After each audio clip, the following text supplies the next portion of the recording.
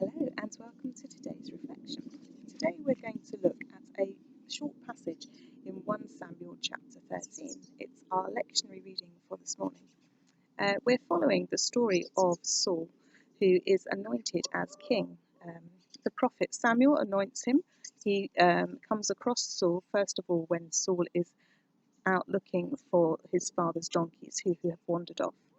And then later, Samuel comes to Saul's tribe and clan, and by lot, it is Saul that is selected as being the king for Israel. But we can probably assume that Saul was quite a reluctant king. When they wanted to bring him forwards, they could not find him and eventually found him hiding in amongst the baggage. And we come now in Samuel chapter 13 to a time when Saul needs to lead an army against the Philistines who are attacking Israel. And it doesn't seem to be going very well. And I don't think that Saul is a natural warrior.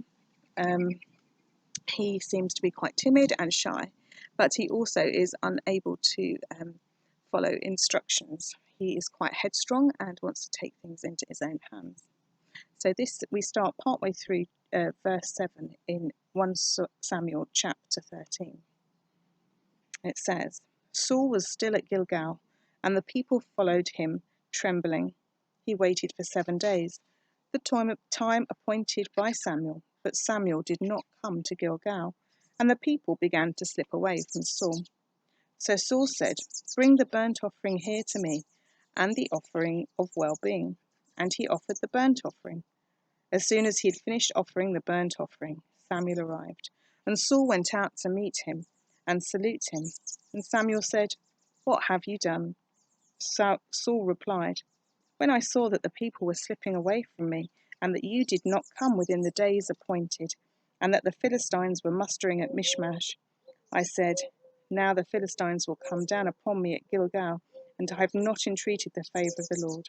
So I forced myself and offered the burnt offering. Samuel said to Saul, You have done foolishly. You have not kept the commandment of your Lord the God, which he commanded you.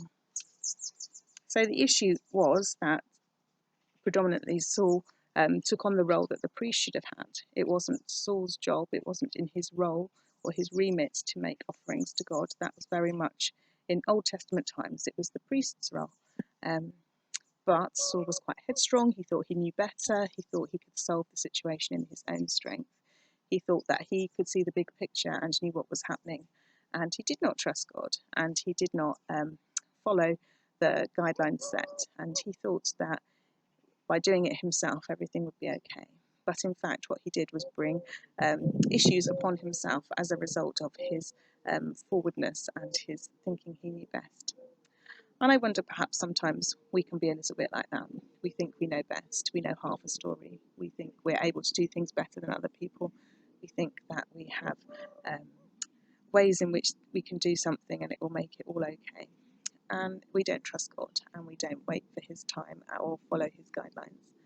So I just wonder if perhaps today there are things that we need to hand over to God, things that we want to do in our own strength, things that we think we're able to achieve on our own, but that actually we need to allow God to work in us and through us to achieve whatever it is that he wants to achieve, not what we want to achieve.